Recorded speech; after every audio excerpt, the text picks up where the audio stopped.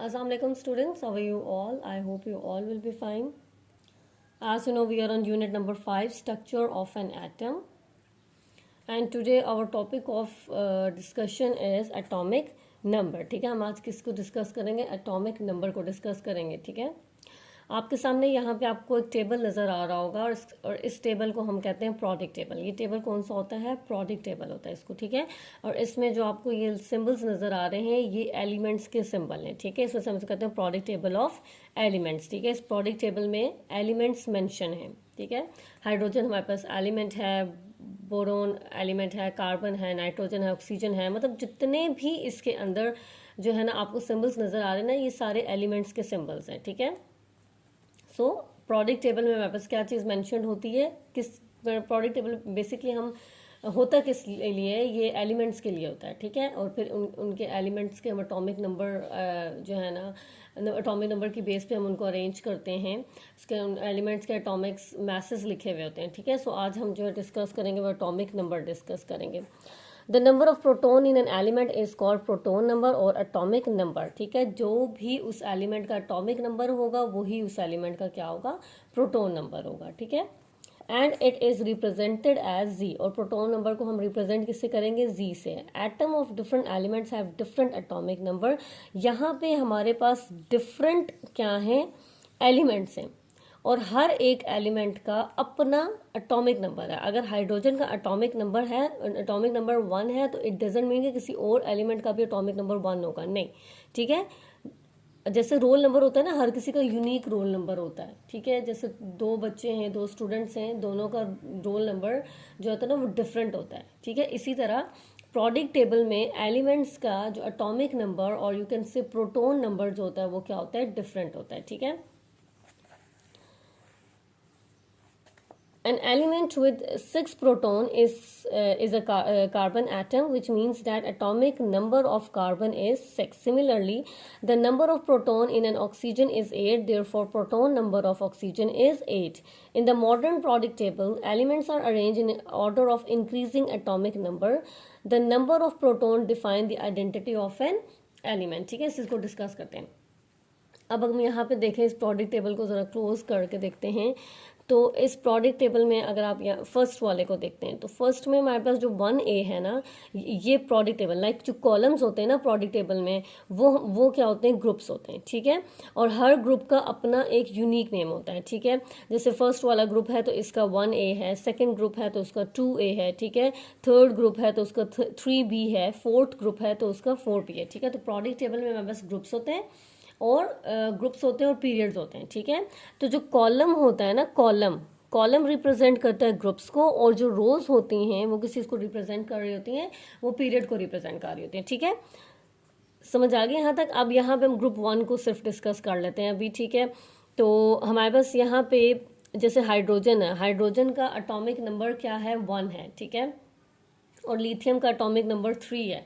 इसका ये मतलब नहीं कि 2 वाला इसके अंदर स्किप हुआ हुआ है, नहीं. वो जो 2 एटॉमिक नंबर है ना वो ये हीलियम का है. ठीक है, तो अगर हम यहाँ पे इसको देखें on the basis of the atomic number, तो उन्होंने कहा है कि हमने प्रोडक्ट टेबल को एटॉमिक नंबर की बेस पे जो है ना वो हमने उसे अरेंज किया हुआ है. ठीक है, सो अगर हम यहाँ देखें तो हाइड्रोजन का एटॉमिक नंबर 1 है.